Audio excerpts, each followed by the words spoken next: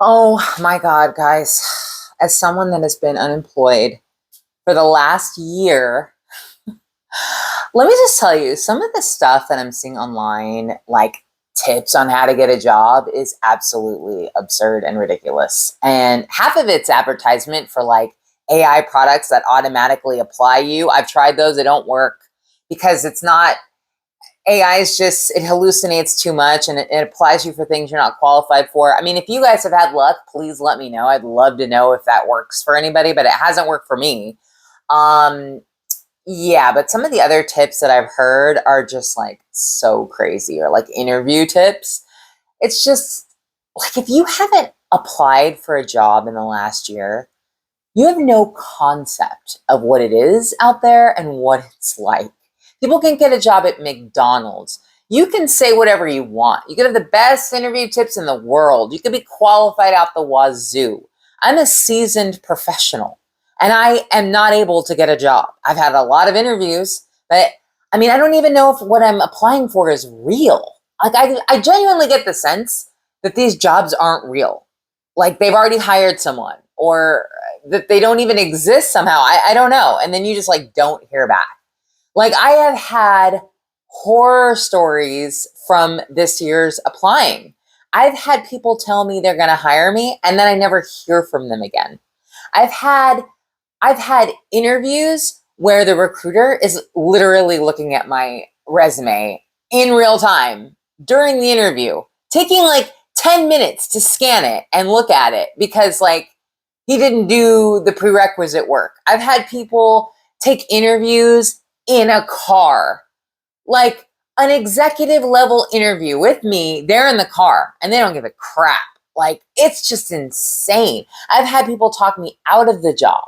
I've had people at the last minute do this one lady, she pulled me into a group interview, a group interview. And it was like the third interview, not part of a panel where I'm interviewing with their team. No, no, no, no, no, no, no. I'm interviewing with other candidates. Do you know how awkward that shit was? Crazy, crazy. So, like, all this little advice that people are giving, I mean, it's absurd. Just as an example, the ATS, the application tracking systems that people are using. For those of you who don't know, all of these employers, instead of, because there's so many applicants, that now they're parsing these applications because they can't handle like 500 applications, right? Like, nobody can handle that. So they use these systems to like rank people like 1% percentile, they're great, and 100% you're shit. I'm not even going to look at you. So basically what happens is if you don't score high enough, they don't even look at your resume. It's a machine. Like, they're counting on this.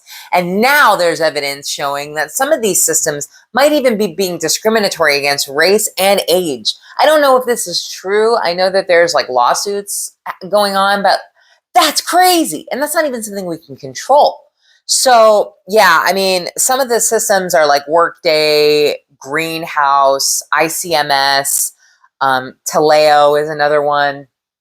And I mean, what's very interesting too is I think that there's a lot more people looking for work than is being recorded, or the numbers are showing. It's nobody's getting hired. Like, it's awful. It's awful out there. It's awful for entry level, and it's also awful for white collar executive level as well. I mean, I have 25 years of working experience, and I'm not getting anything, and I'm just so discouraged, and it just makes you feel. So there's a psychological phenomenon when you consistently get rejected, and it makes you feel just like how there's an addictive mechanism of when you get periodically rewarded, you're addicted to do something. When you get periodically and consistently rejected, you feel like you don't want to do that and that it's your fault, and it makes you not want to engage at all. So it's very tempting to just not apply at all. And I need work and I'm running through my savings, but it doesn't matter because I just feel compelled to not apply.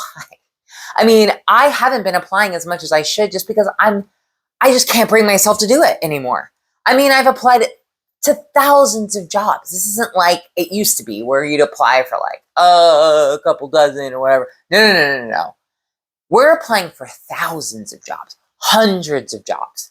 Like this isn't like grandma's application process. It's thousands.